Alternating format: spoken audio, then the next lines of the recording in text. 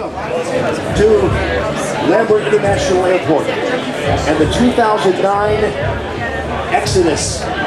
One of my favorite things I do all year is the broadcast live from the headquarters here, because it is incredible to see the hundreds and indeed thousands of American soldiers who are coming through the airport on their way to see their families bright-eyed and bushy-tailed and ready to rock and roll with their loved ones they haven't seen in a long time.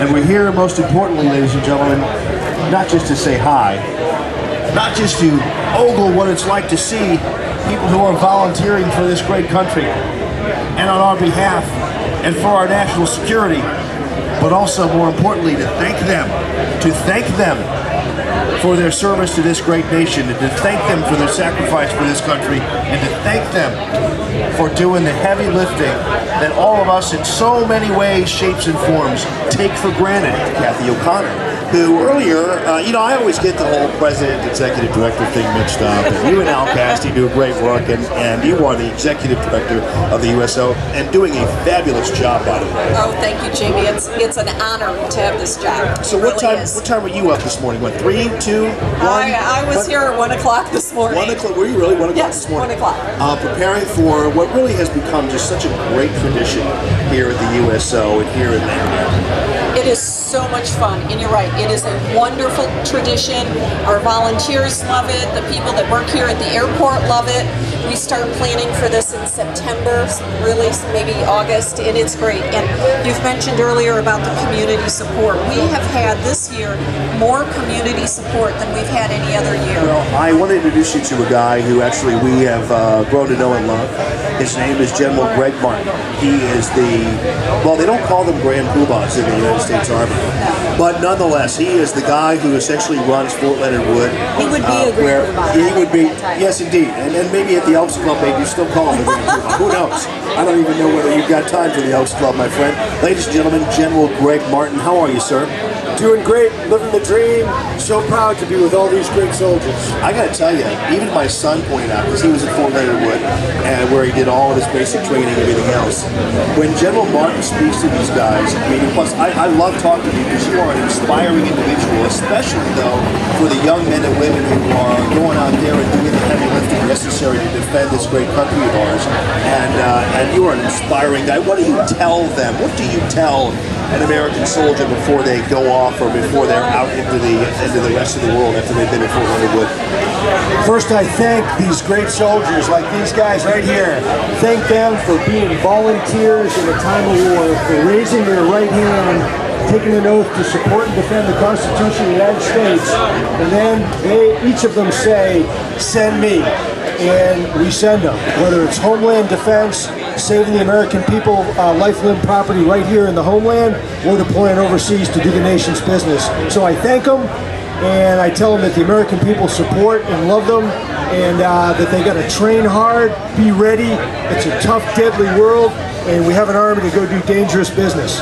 Now, I guess when you do see them in a situation like this, now these guys, I noticed when they came over, General Martin, and we got a little video of that Tony's eventually going to put onto the website, but they were standing at attention. Yes, I mean, they stand at attention, and then they're at ease when they actually leave. But in front of you, I mean, they're standing at attention.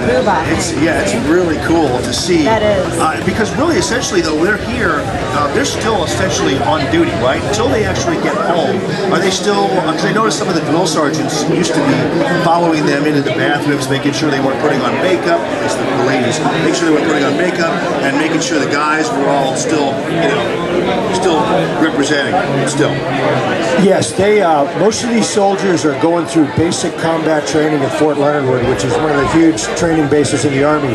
But and now they're going to get a 2-week break, and so they're still on duty right here at the airport. So there's drill sergeants and command sergeant majors and NCOs making sure that they keep the standard up while they're out mixing with the great American public. Lieutenant Colonel Shane Rhino Tomko, how are you, my friend? Hey, good morning, Jamie. It's great to see you, brother. Great to see you, sir. And we're so happy to have you here, because I know obviously you're being able to mingle with some of these young men and women who I'm sure are highly intimidated by the sight of Rhino. But also you're here because you're actually on your way to continue the crusade, which is the Toys for Tots, Marine Corps Toys for Tots campaign.